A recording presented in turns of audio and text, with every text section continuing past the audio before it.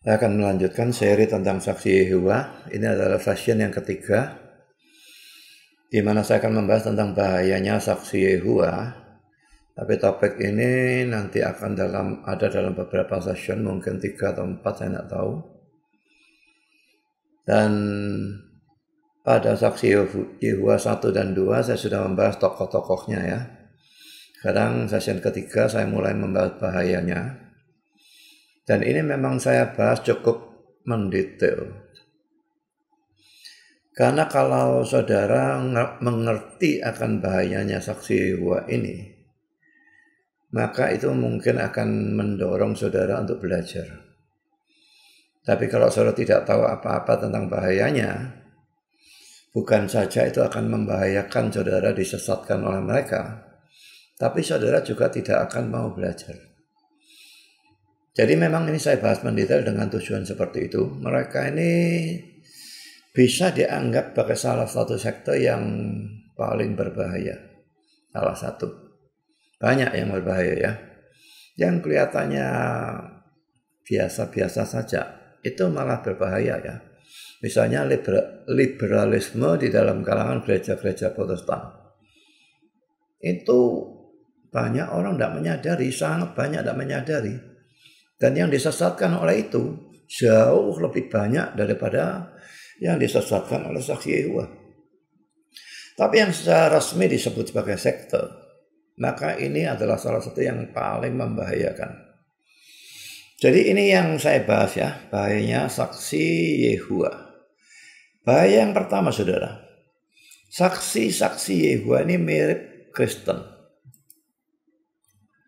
Justru mirip, justru bahaya. Ajaran sesat yang kelihatan beda total itu tidak membahayakan. Jadi misalnya seperti gereja Tuhan Yang Maha Kuasa atau apapun namanya yang dari China mengatakan Yesus sudah kembali bereinkarnasi dalam bentuk seorang perempuan. Itu orang Kristen ya, kalau mau bisa disesatkan oleh ajaran itu ya memang kelewat, bodoh, keterlaluan begitulah. Karena ajaran itu begitu menyolok palsunya, begitu menyolok bedanya. Tapi kalau ajaran sesat itu mirip, maka makin suka dibedakan. Kalau saudara dapat uang palsu, yang paling membahayakan dan paling memungkinkan menipu adalah uang palsu yang makin mirip dengan uang aslinya lah. Kalau ada orang buat uang palsu, uang yang asli 100 ribuan itu bentuknya persegi kotak gitu ya. Lalu dia bentuk uang palsunya bulat, bundar. Nah ya orang buta pun akan bisa bedakan. Maka itu tidak membahayakan uang palsu seperti itu. Tapi uang palsu yang makin mirip, ukurannya persis, warnanya persis, kertasnya jenisnya persis, semuanya persis, itu yang betul-betul membahayakan. Demikian juga dengan orang sesat atau nabi palsu. Makin mereka mirip dengan yang asli, dengan Kristen yang sungguh-sungguh, dengan nabi yang asli, makin mereka membahayakan. Nah sekarang saudara, apa kemiripan mereka dengan orang Kristen? Pertama poin A, saksi-saksi Yehova ini selalu mengaku diri sebagai orang Kristen. Dari gereja Kristen. Yang berkeliling untuk memberitakan Injil. Saudara, saya kira tidak usah saya ulang terus-terusan ya. Kalau saya katakan mereka memberitakan Injil, ini selalu saya katakan di dalam tanda petik. Karena Injil mereka adalah Injil sesat. Injil mereka adalah Injil yang sangat-sangat berbeda dengan Injil kita. Injil itu kabar baik, Injil mereka itu sebetulnya kabar buruk. Nanti lain kali mungkin saya akan jelaskan hal itu. Jadi mereka keliling memberitakan Injil mereka. Dan diakui sebagai Injil. Ngaku gereja Kristen, orang Kristen, dan sebagainya. Dulu mereka tidak pernah mengaku diri sebagai saksi-saksi Yehova. Kecuali kalau kita sudah mengetahuinya dari ya cara mereka ngomong, apa yang mereka katakan, atau dari buku-buku atau majalah yang mereka berikan. Kita sudah tahu dan kita lalu mendesak dengan pertanyaan, apakah kamu saksi Yehova? Maka mereka mengaku, ya. Tapi pertama-tama enggak. Dan dulu mereka juga selalu mengaku bahwa gereja mereka adalah gereja Kristen tanpa merek. Jadi kalau mereka mengaku gereja Kristen, lalu kita tanya, gereja Kristen mana? Kan gereja Kristen itu banyak. Bisa gereja Kristen Indonesia, bisa gereja Kristen Jawa Wetan, dan ya macam-macam gereja Kristen, banyak-banyaknya merek. Tapi waktu ditanya merek, mereka tidak pernah mau menyebutkan. Hanya menyebutkan, ya sudah gereja Kristen. Dan pernah saya desak, lu gereja Kristen apa? Gereja Kristen kan mesti ada merek. Ya gereja Kristen, pokok gereja Kristen lah, gereja Kristen Indonesia. Gereja Kristen Indonesia di mana? Di jalan ini. Saya tahu gereja Kristen Indonesia itu GKI itu tidak ada di jalan itu. Nah akhirnya saya desak, akhirnya baru mereka mengaku dari saksi Yehova. Jadi saudara, bahwa para saksi Yehova ini bisa membiasakan diri untuk melakukan dusta dengan perencanaan dan terus-menerus seperti ini merupakan sesuatu yang tidak bisa saya mengerti, dan ini bisa kita pakai sebagai senjata ya. Kalau mereka misalnya membagus-baguskan diri mereka, kesalahan mereka, dan menjelek-jelekan orang Kristen, ini salah satu hal yang sudah juga bisa kita gunakan.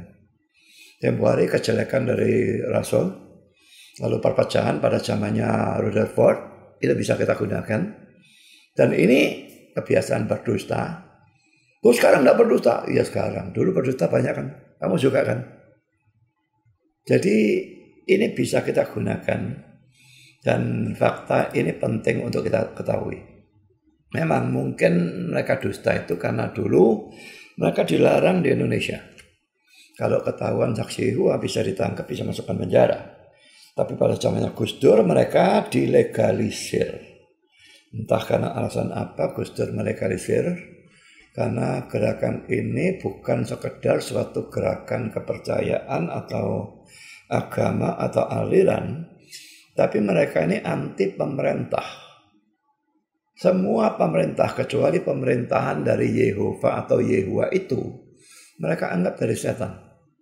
Penghormatan kepada bendera dan sebagainya mereka tidak mau. Dan jadi sebetulnya dengan hal-hal seperti itu negara punya hak melarang mereka. Bukan urusan kepercayaan yang lain, tapi urusan kepercayaan mereka terhadap pemerintah yang mereka anggap dari setan. Saya tahu dilegalisir itu supaya menimbulkan problem terhadap orang-orang Kristen atau bagaimana, saya tidak ngerti. Tapi pokoknya zaman Gus Dur mereka dilegalisir. Dan setelah mereka dilegalisir, maka mereka sekarang berani. Tapi sudah sekalipun pada saat itu mereka dilarang, tetap itu kan tidak membenarkan tindakan berdusta seperti itu dilakukan terus-menerus. Ya, cuma sekarang memang setelah disahkan di Indonesia, mereka berani secara terang-terangan menggunakan nama saksi Yehova dan mengaku sebagai saksi-saksi Yehova. Saya pernah ikut acara mereka yang besar ya. Saya lupa diadakan di daerah barat itu. Tempat itu apa namanya saya tidak tahu. Pokoknya namanya convention ya. Kalau mereka istilahnya mereka sendiri namanya convention. Dan saya diundang oleh Penatua Saksi Yehova. Dan saya datang beberapa orang. Dan mereka acara itu dari pagi sampai sore. Istirahatnya cuma ya sekitar 1 jam lebih saya kira pada waktu makan siang. Acara itu runtun terus saudara. Bayangkan kalau orang Kristen mana yang kuat untuk mendengar firman dari pagi sampai sore dengan istirahat hanya sekitar 1 jam untuk makan dan khotbah 34 jam. Mungkin spellingnya itu cuma tidak ada 5 menit. Khotbah lagi beruntun terus seperti itu. Nah pada waktu mau istirahat mereka diberi pesan oleh ya siapapun yang ada di depan, saya tidak tahu siapa orangnya. Jangan takut mengaku saksi Yehova.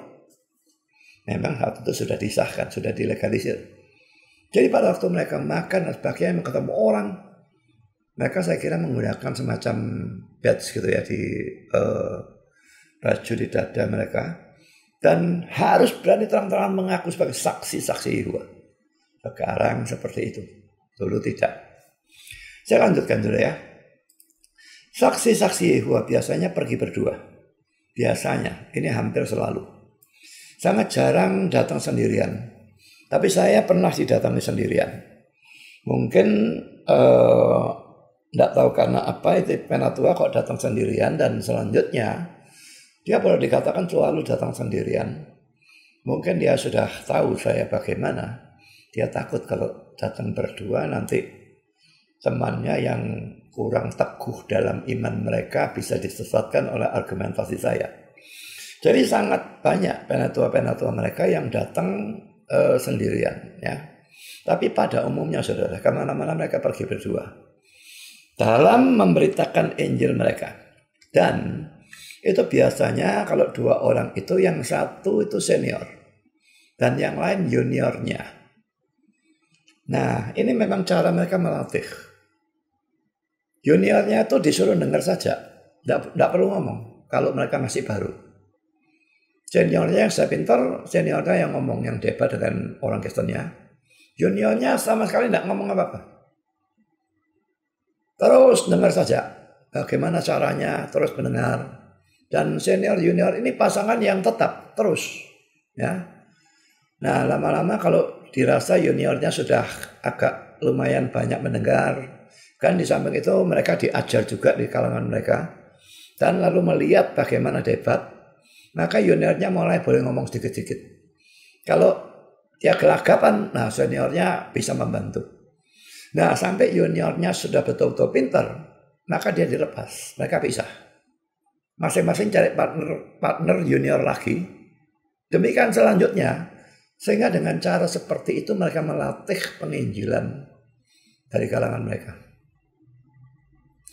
Ini saya kira sesuatu yang sangat bagus metodenya. Injilnya sih sesat, ya. Tapi metodenya ini bagus sekali.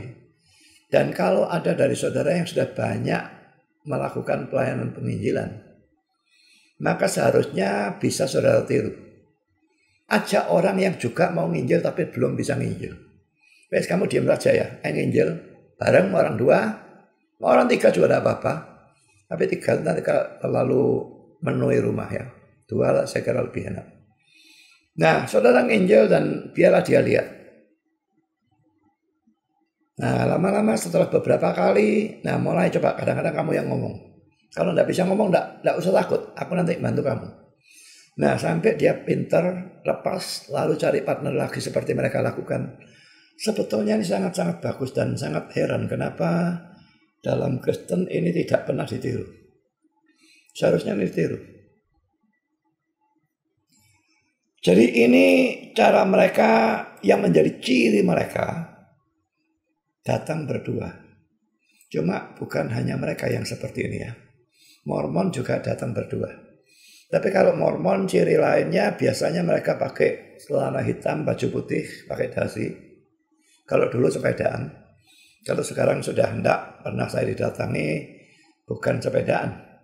Mereka naik kendaraan umum, mereka jalan kaki, panas-panas. Jadi ada ciri yang berbeda biarpun sama-sama berdua. Kalau Mormon selalu baju putih, celana hitam, ada dasi hitam. Saksi Yehova pakaian biasa. Ya, jadi kalau sudah didatangi dua orang dengan pakaian biasa, bisa laki dengan perempuan, bisa perempuan dengan perempuan dan sebagainya, maka sudah perlu mencurigai ini sebagai saksi Yehova. Ya. Jadi saudara, ini ciri khas mereka dan ini perlu kita ingat supaya kita bisa mengenali saksi-saksi Yehova ini. Kalau ada musuh dan saudara tidak kenal dia itu musuh, maka ini membahayakan diri saudara. Makanya ciri-ciri yang saya berikan ini perlu saudara ingat dan saudara terapkan pada waktu berhadapan dengan mereka untuk mengenali mereka. Dan kalau saudara kenal mereka saksi Yehova, saudara waspada, ini sudah satu keuntungan yang luar biasa. Ya, tujuannya mengenali mereka adalah kita waspada lebih dulu. Karena kita tahu ini orang sekte, ini orang sesat, dan ini menyesatkan saya. Ya. Sekarang poin B. Saksi-saksi Yehova juga menggunakan kitab suci kita. Jadi pada umumnya mereka pakai kitab suci kita. Sekalipun pada pelajaran yang lalu kan saya sudah katakan mereka punya kitab suci mereka sendiri, yaitu New World Translation atau terjemahan dunia baru, yang disusun pada zamannya Nathan Homernor, yaitu orang ketiga dari tokoh saksi Yehova. Jadi yang aslinya dalam bahasa Inggris yaitu New World Translation, dan dalam bahasa Indonesia terjemahnya terjemahan dunia baru. Dan saudara, secara teoritis ya, nanti praktisnya lain ya, mereka mengakui kitab suci sebagai firman Allah. Jadi sekalipun mereka punya kitab suci mereka sendiri ini, tapi mereka menggunakan kitab suci kita. Nah ini bahayanya, kan kelihatan sebagai Kristen. Kalau mereka langsung gunakan kitab suci mereka, langsung kita tahu, oh ini Kristen apa ini kok kitab sucinya seperti ini. Sekalipun sangat mirip, tapi beda. Bahkan nama-nama dari kitab-kitab itu, misalnya kitab Wahyu, dia kitab apa saya lupa, namanya sudah lain. Dan ayat-ayatnya, apalagi ayat-ayat yang berurusan dengan keilahian Kristus khususnya, itu hampir semua berbeda. Jadi biasanya mereka gunakan kitab suci kita, dan baru gunakan kitab suci mereka kalau mereka terdesak dalam perdebatan. Ternyata kita orang yang tahu Alkitab, kita gunakan ayat-ayat yang menunjukkan keilahian Kristus, maka mereka akan katakan sebetulnya terjemahnya itu salah. Yang benar adalah ini, lalu mereka keluarkan Alkitab mereka. Jadi terpaksa saja baru mereka gunakan Alkitab mereka.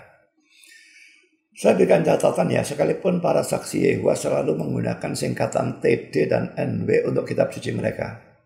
Ya, TD itu singkatan dari terjemahan dunia baru, itu yang bahasa Indonesia, dan NW singkatan dari New World Translation.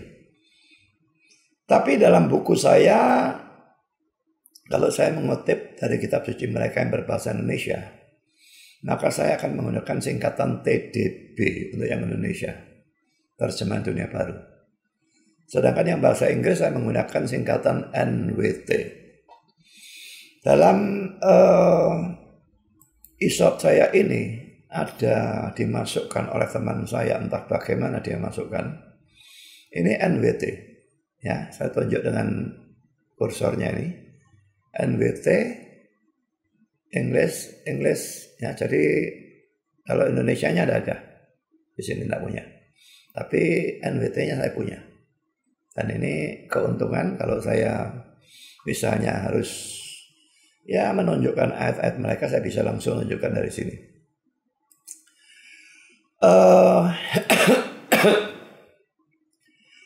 Kita perlu hati-hati dengan Alkitab mereka, karena sudah saya katakan Alkitab mereka ini diubah ya. Jelas-jelas pengubahan dan seringkali kurang ajar. Salah satunya pernah saya buatkan videonya. Nah ini.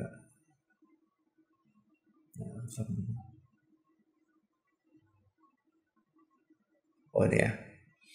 Jadi kecurangan saksi Yehova ini ya, dalam menerjemahkan Alkitab mereka. Ini cuma 27 menit hampir ya. Nah kalau saudara mau lihat, saudara bisa tonton videonya, ini ada. Tinggal cari Budi Asali, lalu tulis kecurangan saksi Yehova dalam menerjemahkan Alkitab mereka. Dan ini saudara berkenaan dengan Lukas 23. Ayat 43. Kata Yesus kepadanya, aku berkata kepadamu, sesungguhnya hari ini juga engkau akan ada bersama-sama dengan aku dalam Firdaus. Jadi hari ini kan berhubungan dengan engkau akan ada bersama-sama dengan aku dalam Firdaus. Engkau akan ada bersama-sama dengan aku dalam Firdaus itu terjadinya hari ini. Itu terjemahan yang benar. Kalau misalnya digunakan terjemahan dalam bahasa Inggris khususnya RSV ya.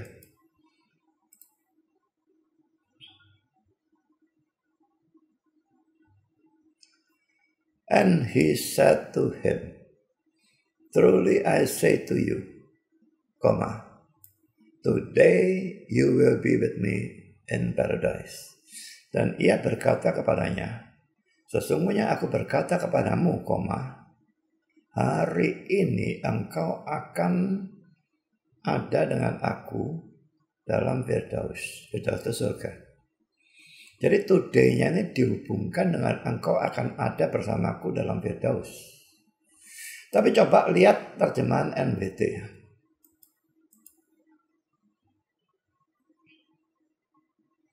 Ini ya. And he said to him, truly I tell you today, today-nya komanya dipindah ya. Truly I tell you, mestinya kan gitu tadi ya. Tapi dia pindahkan komanya ke sini. Truly I tell you today, you will be with me in paradise. Kalau diterjemahkan, dan ia berkata kepadanya, sesungguhnya aku berkata kepadamu hari ini, engkau akan ada bersama aku dalam Firdaus.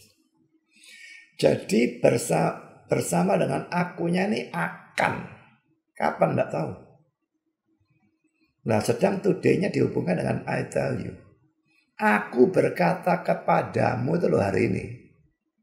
Nah, engkau akan bersama aku dalam Firdaus itu kapan-kapan, tidak tahu kapan. Nah, memang alasan mereka itu dalam manuskrip itu tidak ada tanda baca. Koma ini tidak ada. Jadi seperti terjemahan tadi yang memberikan koma di sini ya orang Kristen saja. Jangankan koma, saudara.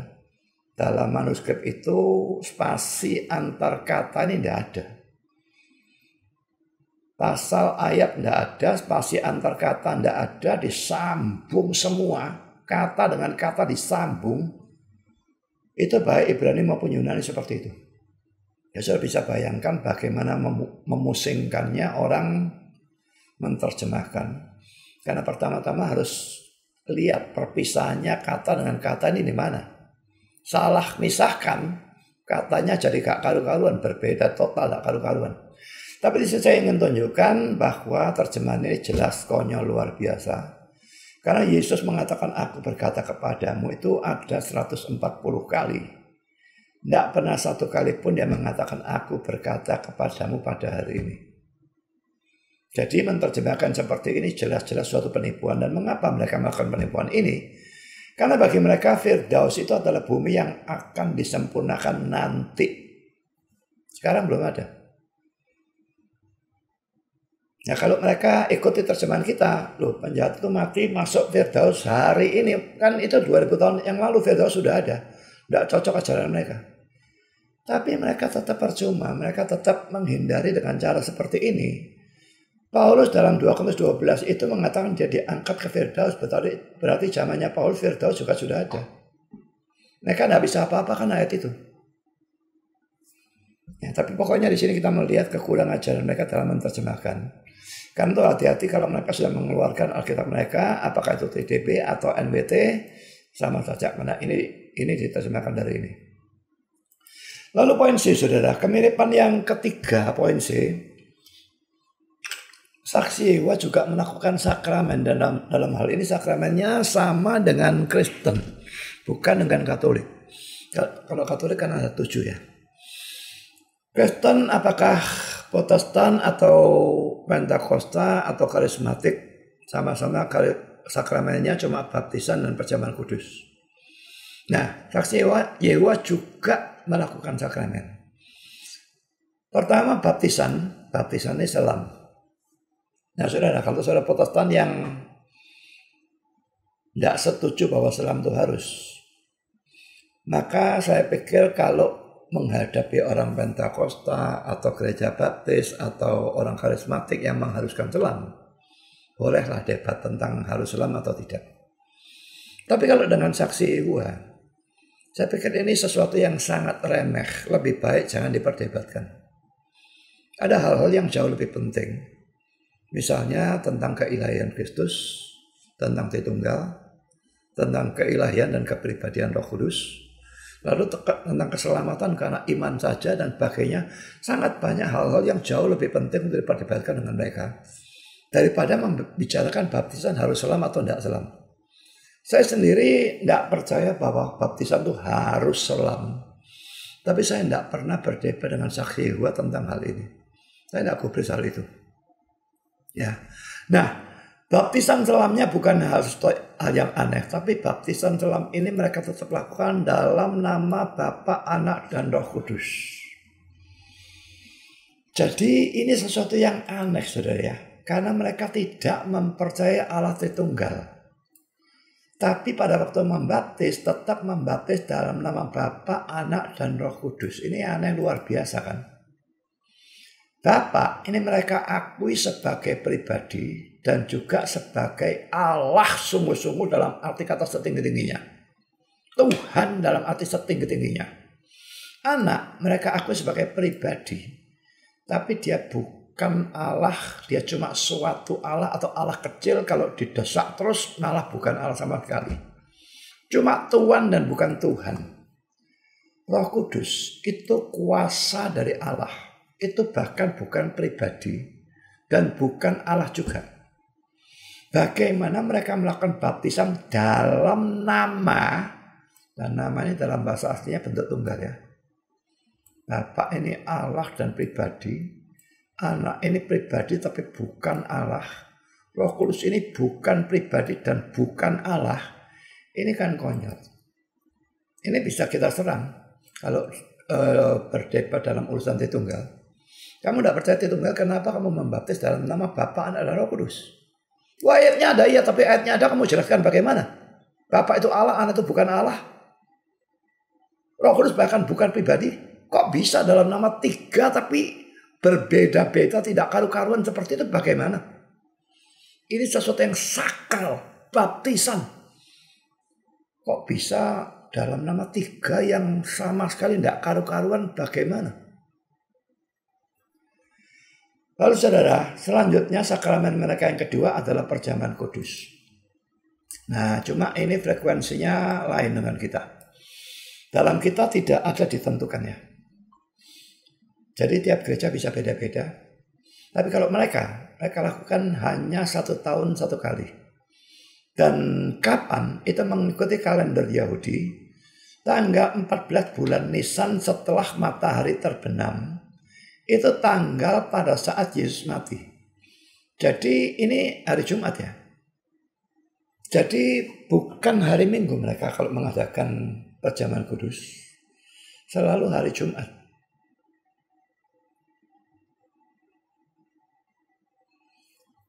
Nah, sekarang ini sudah beda dengan kita. Kalau kita ya ada yang Jumat Agung mengadakan perjamuan kudus, tapi perjamuan kudus yang lain kita biasanya lakukan pada hari Minggu kan. Mereka enggak, selalu Jumat dan 1 kali setahun. Ini perbedaannya. Dan ini harus setelah matahari terbenam. Kalau kita lakukan Jumat pun kita enggak percaya dengan setelah matahari terbenam. Nah, hal yang lain sudah yang membedakan, ini yang paling konyol ya. Yang boleh ikut perjamuan kudus mereka hanyalah orang-orang yang termasuk orang-orang terpilih. Yaitu yang termasuk dalam 144.000 orang yang akan masuk ke surga. Bilangan 144.000 itu diambil dari Wahyu pasal 7. Saya akan tunjukkan ya.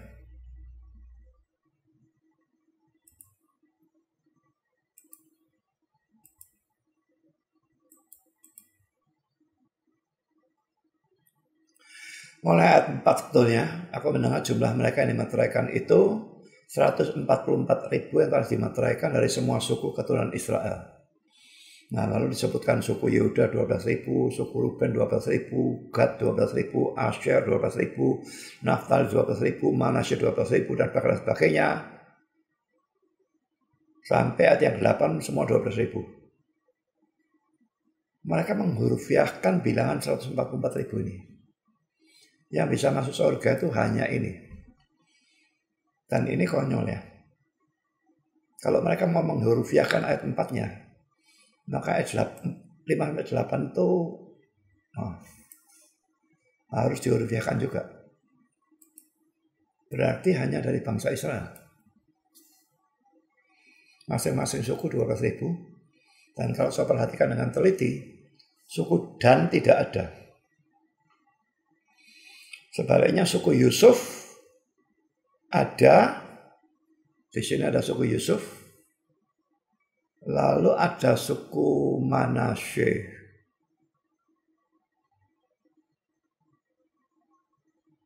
Yehuda, Ruben, Gad, Asher, Naftali, Manasye, Simeon, Lewi, Isakar, Sebulon, Yusuf, Benyamin. Kalau Yusuf, Efraimnya tidak ada, saya tidak ngerti kenapa. Yusuf kan terpecah jadi dua, Manasye dan Efraim sebetulnya. Tapi ini malah ada suku Yusuf, ada suku Manasye. Suku Dannya tidak ada. Nah kalau mereka ditanya ini, mereka pasti akan mengatakan ini Israel rohani. Karena kalau ini mau diartikan jasmani, wah banyak dari mereka yang bukan orang Yahudi kok. Ada berapa dari mereka yang Yahudi. Juga kalau ayat ini dibaca terus dalam ayat 9. Kemudian daripada itu kamu melihat sesungguhnya suatu kumpulan besar orang banyak yang tidak dapat terhitung banyaknya. Dari segala bangsa dan suku dan kaum dan bahasa berdiri di dalam hadapan takhta dan sebagainya. Tadi yang dikatakan 144.000 itu sekarang dikatakan tidak dapat terhitung banyaknya. Jelas bahwa bilangan 144.000 itu tidak boleh dihurufiahkan. Itu 12 kali 12 kali 1000. 1000 itu bilangan sempurna, 12 kali 12, 12 pertama itu adalah 12 suku Israel. 12 yang kedua 12 rasul. Dan ini berarti orang-orang percaya baik dalam zaman PL maupun zaman PB. Itu semua yang masuk surga. Jadi ini bukan hurufiah, ini bilangan simbolis. Ingat ya, kitab Wahyu itu hampir tidak ada bilangan yang bukan simbolis. Hampir semua bilangan simbolis. Tapi mereka hurufiahkan ini. Nah, ini sudah bisa kita serang. 144.000 kamu hurufiahkan. Contoh yang saya tadi katakan. Tapi yang bisa diserang lagi adalah ini. Mereka katakan 144.000 yang boleh ikut perjamuan kudus ini adalah orang-orang terpilih. Dan orang-orang terpilih ini saja nanti yang akan masuk surga. Ya. Nah, saya pernah waktu debat dengan penatua saksi Yehova itu, saya tanya, dari mana kamu tahu yang mana yang termasuk 144.000 itu? Loh, orang-orang itu mengaku. Tidak tahu mereka dapat petunjuk Tuhan dan sebagainya. Mereka mengaku mereka termasuk orang terpilih. Loh, kamu percaya begitu saja pengakuan mereka? Kalau mereka dusta gimana? Oh kan bisa dilihat dari buahnya dan sebagainya. Itu laki-laki omong kosong. Yudas itu sampai akhir 11 murid yang lain tidak ada yang tahu kalau dia itu orang Kristen KTP.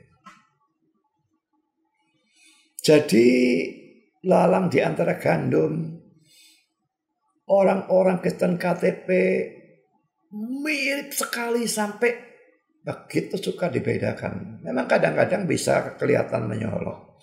Tapi kadang-kadang begitu persis sukar sekali dibedakan. Nah, apa yang bisa kita serang? Orang-orang terpilih ini mengaku. Ya, mengaku entah mereka itu diberitahu Tuhan atau apa, pokoknya mereka mengaku mereka orang terpilih. Dan para saksi Yehova yang lain menerima bahwa mereka termasuk orang terpilih, termasuk 144.000 orang itu. Hanya itu yang akan masuk ke surga. Sisanya berusaha mati-matian untuk masuk ke Firdaus, yaitu bumi yang akan disempurnakan nanti. Kalau tidak bisa masuk sana, mereka dimusnahkan karena mereka tidak percaya neraka. Nah sekarang, poin ini kita serang bagaimana?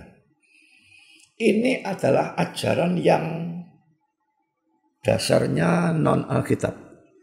Saya tadi kan katakan secara teoritis mereka percaya Alkitab sebagai firman Allah.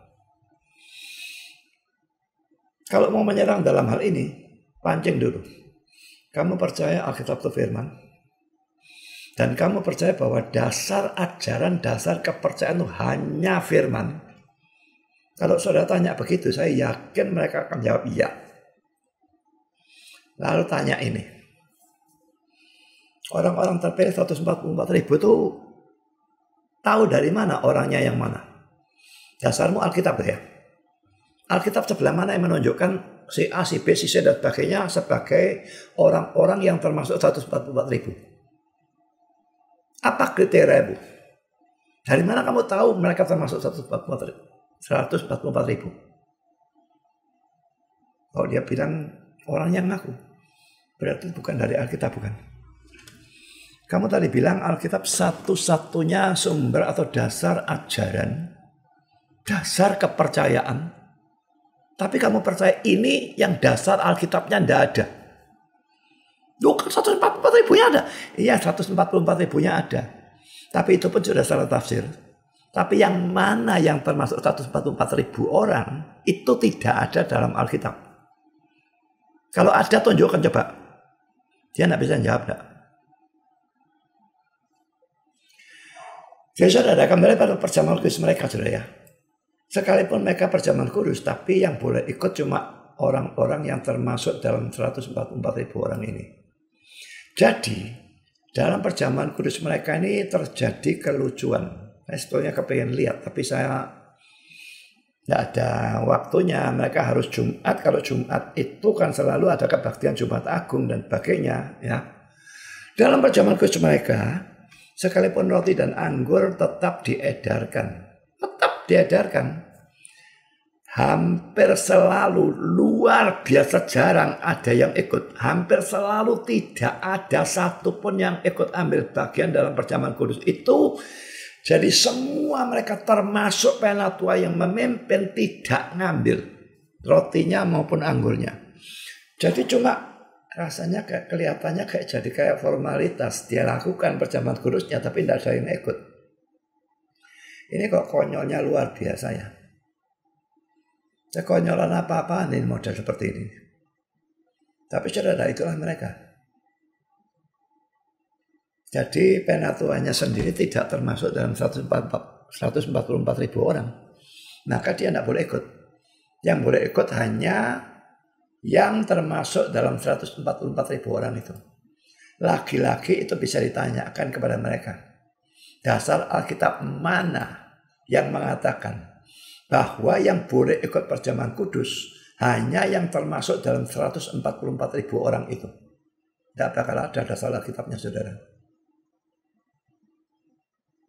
Jadi saudara, kalau mereka mengadakan perjamuan kudus, sangat jarang ada yang ikut. Hanya kalau kebetulan di tempat itu ada yang termasuk orang-orang pilihan itu. Dan itu sangat sedikit jumlahnya. Karena 144.000 itu sudah penuh semua dan pada banyak tahun yang lalu, mungkin sekitar sudah ada kalau 20 tahun yang lalu ya, saya debat dengan penatua itu, dia mengatakan yang tersisa masih hidup saat itu cuma 8.000 di dunia. 144.000 yang lain sisanya itu sudah mati. Dia masih hidup hanya 8.000. Dan Indonesia cuma ada satu di Bogor. Apakah sampai sekarang masih satu itu masih hidup, saya tidak tahu. Dan 8.000 sisa berapa, saya tidak tahu. Jadi hanya kalau kebetulan ada yang termasuk dalam 144.000 orang-orang terpilih, ya itu saja yang mengambil perjamuan kudus dan ikut. Tetapi yang lain jadi penonton tok. Nah ini perlu diserang. Perjamuan kudusmu itu ajaran Alkitab sebelah mana? Yang ikut hanya boleh yang termasuk orang-orang terpilih, itu ajaran Alkitab bermana. Saya lanjutkan saudara ya. Tapi sekalipun mirip Kristen dan mengaku sebagai Kristen, tapi sebetulnya, nah sekarang sebetulnya ini faktanya, ini perlu kita tahu saudara ya. Poin A, saksi-saksi Yehova mempunyai sikap anti terhadap semua agama, tapi khususnya Kristen. Kristennya mereka saya kira tidak terlalu bedakan antara Protestan dengan Katolik. Pokoknya Kristen, karismatik, Pentakosta mereka tidak akan bedakan. Semua yang Kristen. Saudara, mereka menganggap Kristen sebagai yang paling sesat.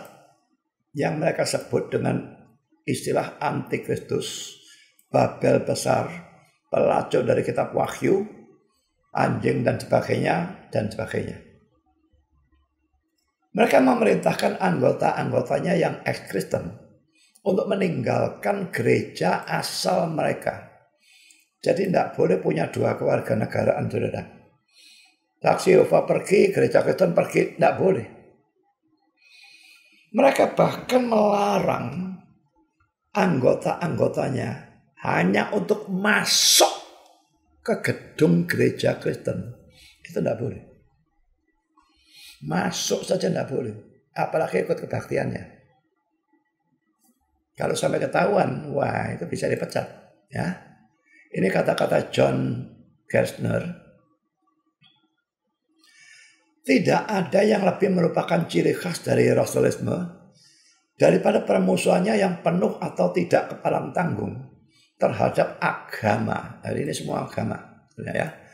Tetapi ia menyimpan kepahitannya yang terbesar untuk gereja Kristus. Gereja tidak menyaksikan kebenaran, tetapi mengaku demikian. Apa yang bisa lebih buruk dari itu? Jadi ini buruknya gereja dalam pandangan mereka. Mengaku saja menyaksikan kebenaran, tapi tidak seperti itu. Ya. Ia menyamakan mereka dengan antikristus dari kitab Wahyu dan menyatakan bahwa karena mereka begitu jahat, orang percaya yang sejati, ini mereka, ya, harus keluar dari antara mereka dan menjadi bersih. Tetapi Rutherford, tadi Russell sudah buruk. Rutherford yang menganggap semua agama sebagai dari setan, mengalahkan tuannya Russell dalam mencurahkan bisa atau racunnya pada gereja Kristen. Ini kata-kata dia. Penipuan yang terbesar yang pernah ditemukan dan dipraktekkan adalah penipuan agama. Ada banyak sistem agama, tetapi yang paling licik, curang, dan berbahaya bagi umat manusia adalah agama yang biasanya atau pada umumnya dinamakan agama Kristen. Dan sikap anti-Kristen seperti itu juga diakui oleh seorang yang bernama Paul Blizzard. Ini saya ambil dari internet, tapi laki-laki tidak. Waktu itu saya tidak ngerti, tidak saya ambil linknya. Tapi mungkin saudara bisa cari saja nama Paul Blizzard, ini mungkin akan ketemu. Dia adalah seorang ex-saksi Yehova yang telah bertobat. Jadi saudara, dari fakta ini bukan berarti saksi Yehova itu tidak bisa bertobat. Harus diakui luar biasa sukar. Sepertinya mereka itu sudah di brainwash, dicuci otak, gitu ya. Saya buktikan hitam di atas putih bahwa mereka salah itu sudah sampai orangnya tidak bisa jawab sama sekali, tetap tidak ada pertobatan. Tapi kalau Tuhan bekerja memang tetap bisa. Jadi ini sesuatu yang membuat kita harus terdorong untuk bukan mengusir para saksi Yehova kalau mereka datang. Tugas kita itu menginjili semua orang, termasuk mereka. Mereka datang, mereka langsung mereka ngajak ngomong rohani. Jadi kita sudah tidak perlu cari cari pendahuluan ngomong hal-hal sekuler baru diarahkan, dibelokkan ke hal rohani. Mereka sudah langsung ngomong rohani kok. Ini enak sekali untuk Injil. Tapi memang saudara harus belajar. Kalau tidak saudara disesatkan. Sekarang saudara, saya kutip kata-kata Paul Blizzard. All churches are of Satan. Semua gereja adalah dari setan. Semua gereja sudah tidak pandang bulu. Tidak mau tahu gereja Advent, gereja karismatik, saksi Yehova. Oh, bukan saksi Yehova. Saksi Yehova mereka sendiri. Mereka tidak mengakui gereja mereka sebagai gereja, ya. Namanya bukan gereja. Kalau gereja itu dari setan. Ya, jadi karismatik, apakah Protestan, apakah Katolik, apakah Ortodoks, mereka tidak peduli. Sekarang Paul Blizzard mengatakan lagi, kamu tidak pernah boleh memasuki bangunan gereja. Jadi ini peraturan mereka. Kamu tidak pernah boleh menghadiri kebaktian suatu gereja. Lalu Encyclopedia Britannica tahun 2000, saksi-saksi mempunyai sedikit hubungan atau tidak ada sama sekali dengan denominasi-denominasi yang lain. Saya kira bukan sedikit hubungannya, tidak ada hubungan mereka. Saya lebih setuju mengatakan tidak ada sama sekali.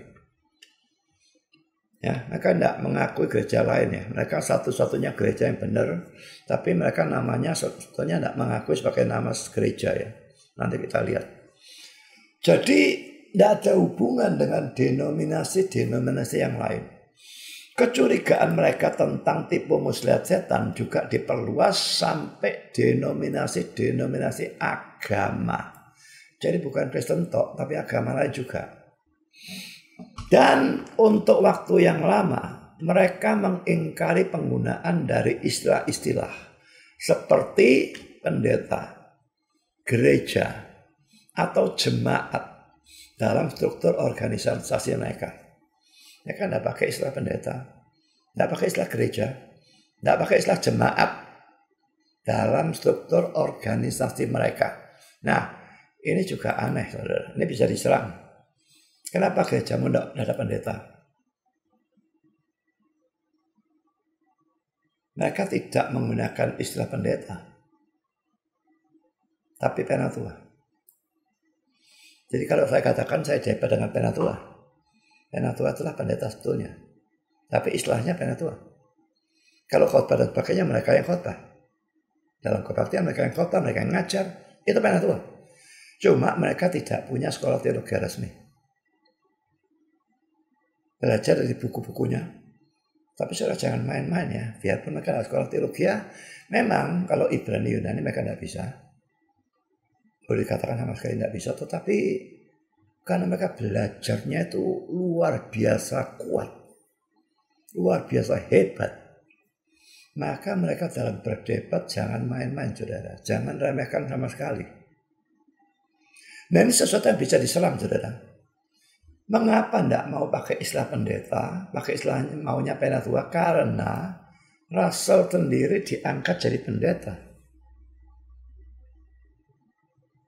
Oleh kelompok.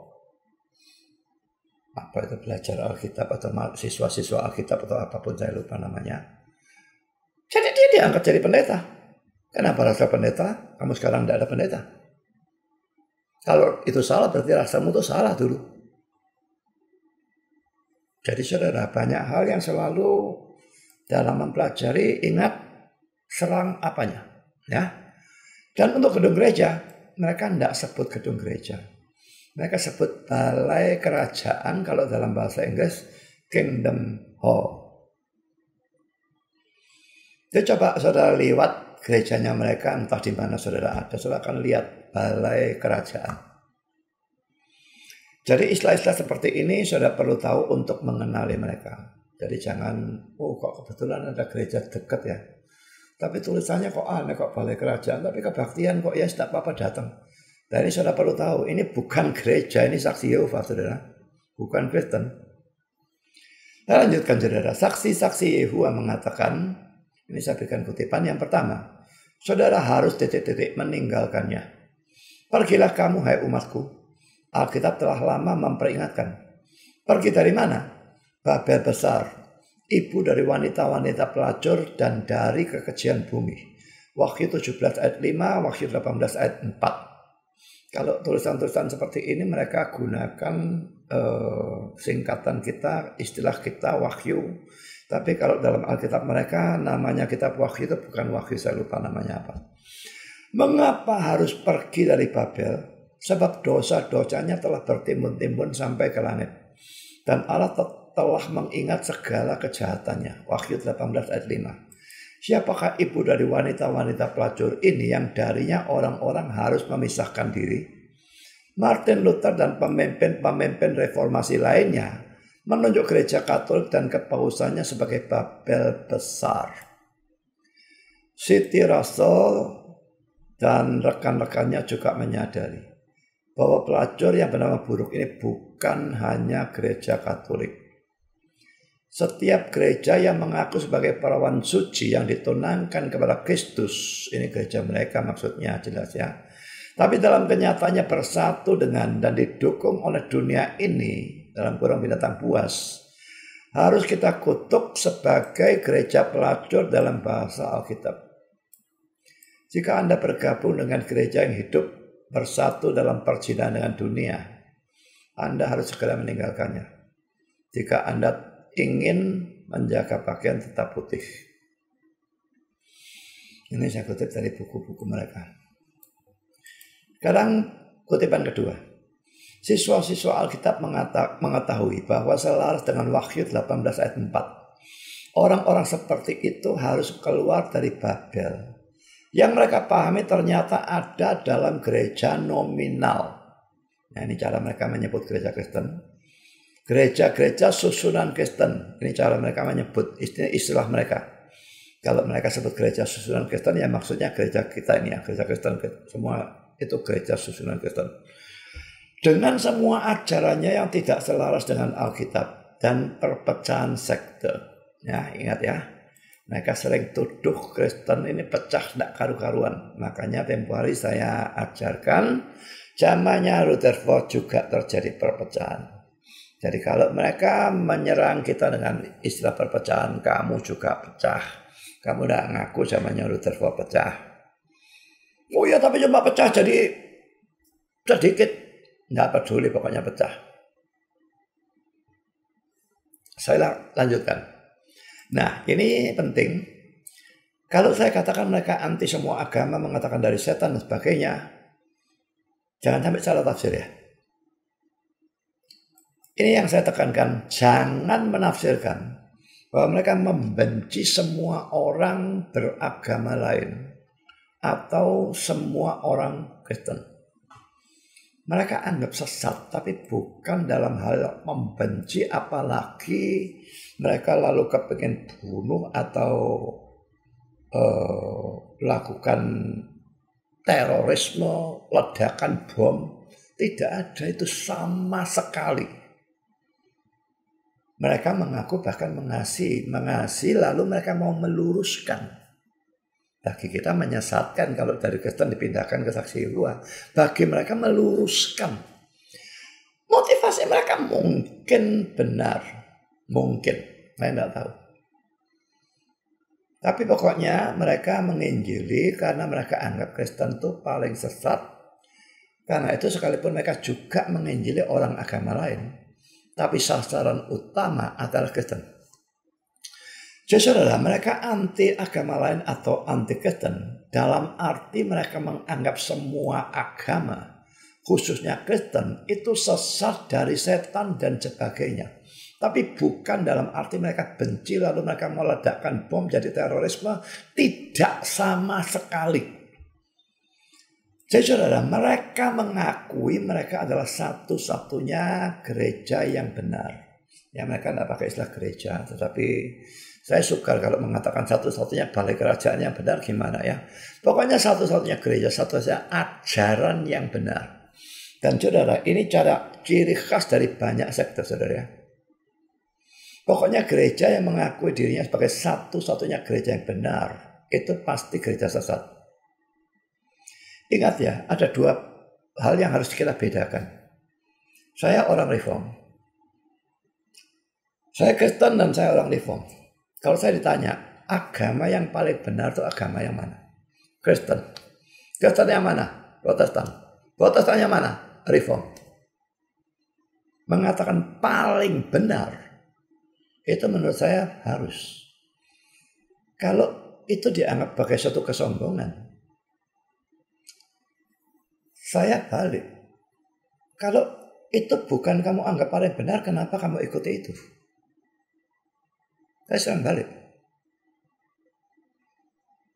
Jadi sebetulnya kalau orang itu memang niat beragama, dia harus cari yang paling benar.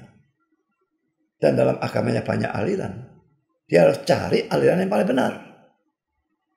Kalau dia ikut suatu aliran atau suatu agama dan dia tidak akui itu sebagai paling benar, lah kenapa dia ikut?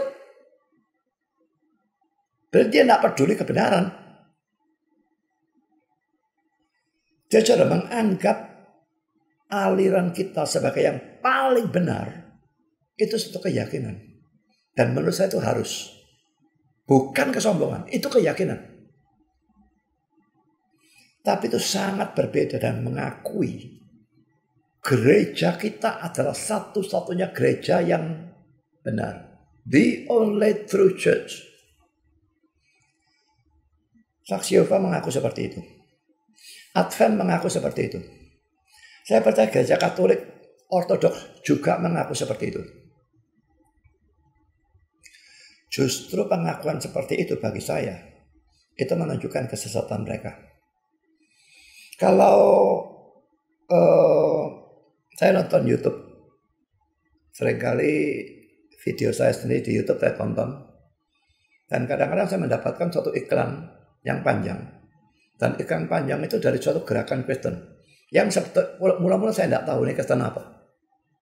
Kelihatannya bagus, tapi saya pelajari, saya cari, ya, saya cari linknya dan sebagainya. Ternyata mereka mengaku diri sebagai satu-satunya gereja yang benar. Di YouTube mereka saya kasih komentar. Kalau kamu mengaku sebagai the only true church, ini bahasa Inggris ya, mereka dalam bahasa Inggris. Kalau kamu mengaku sebagai the only true church, kamu justru adalah gereja sesat. Tidak ditanggapi. Saya berharap mereka menanggapi, saya ajak debat. Tapi mereka tidak berani. Tidak nanggapi, tidak tahu mereka tidak baca atau gimana, tidak ngerti. Banyak orang yang cuma besar mulut, saudara. Seperti Dr. Gene Kim itu, yang begitu anti Calvinis. Dan bukan cuma anti Calvinis, tapi fitnah Calvinis. Saya cari Wikipedia Gene Kim. Dikatakan dia debat dengan ratusan orang ateis. Saya bilang kalau kamu mau debat dengan ratusan orang ateis, mestinya dia pintar debat. Ayo debat dengan Calvinis. Jadi saya masuk ke Facebooknya mereka, dan saya tantang debat. Tapi dianya sendiri tidak main, orang lain yang main. Sampaikan dia, aku tantang debat. Tak ditanggapi. Saya katakan kamu cipkan pengecut. Tetap tidak berani. Banyak yang ngomong besar, saudara. Dia kalau saudara dengarkan khotbah-khotbahnya Gene Kim itu, wah, omongannya besar sekali. Seakan-akan dia sudah luar biasa hebatnya. Padahal kalau dilihat, ini dokter ajarannya sama sekali tidak mendalam. Sama sekali, hanya kulitnya saja lah kalau ngajar. Pendalaman tidak ada sama sekali. Tapi membanggakan diri luar biasa hebatnya. Diajak debat tidak berani. Jujur hati-hati ya. Gereja yang mengklaim diri sebagai satu-satunya gereja yang benar, itu sesat. Gereja itu sesat. Ini sama sekali beda dengan orang yang menganggap alirannya paling benar. Paling benar dan satu-satunya yang benar itu lain. Saya tetap menganggap gereja misalnya Armenian, ya saya katakanlah gereja Baptis gitu ya. Gereja Baptis itu ada yang Calvinis, tapi ada gereja Baptis yang Armenian. Kalau dia betul-betul Armenian, saya tetap anggap dia gereja yang benar. Termasuk Alkitabiah Injil maksud saya. Tapi benar mana sama Reform? Ya benar Reform sih. Dalam misalnya Tritunggal, dia pastinya akan sama dengan saya. Dalam hal keilahian Yesus dan sebagainya, mestinya dia akan sama dengan saya. Kristologi mestinya akan sama. Dalam hal keselamatan karena iman saja, mestinya akan sama. Makanya saya anggap tetap gereja Injili. Bedanya nanti kan dalam urusan tulip, penetapan dosa, kedaulatan Allah. Nah itu baru beda. Tapi itu bukan dasar Kristen. Saya tetap anggap mereka gereja benar. Mereka Alkitabiah Injili. Tapi mereka kalah benar dibandingkan Reform. Nah kalau yang ini tidak. Satu-satunya gereja yang benar. Yang lain semua sesat. Semua dari setan. Saya bisa melihat bedanya.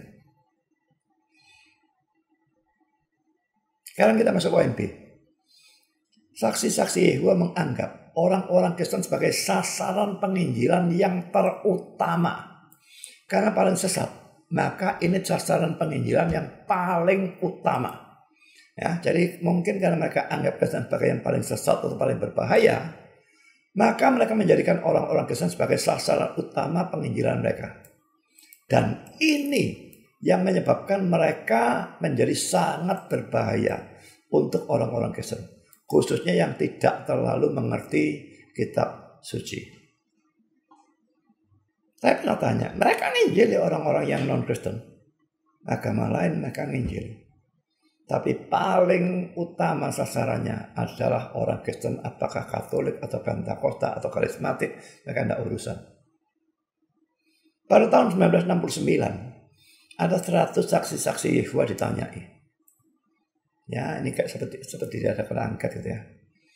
Ternyata dari 100 itu 61 orang dari mereka menjadi saksi Yehova setelah dewasa. Jadi mereka bukan dilahirkan dalam keluarga saksi Yehova. 61 menjadi saksi Yehova setelah dewasa. Dan dari 61 itu 41 diantaranya dulunya adalah orang Kristen. Ini dari buku Bagaimana Menghadapi Saksi Yehova halaman yang ke-7. Jadi saudara, mirip dengan Kristen dan menganggap Kristen paling sesat dan menjadikan itu sasaran utama. Ini bahayanya para saksi Yehova ini. Bahaya kedua akan saya berikan pada kalian yang akan datang, karena yang kedua ini mereka luar biasa giatnya dalam memberitakan Injil. Ini bahaya yang kedua ini panjang sekali. Jadi saya pisahkan saja, saya masukkan nanti dalam saksi Yehova session yang keempat, bahaya saksi Yehova session yang kedua.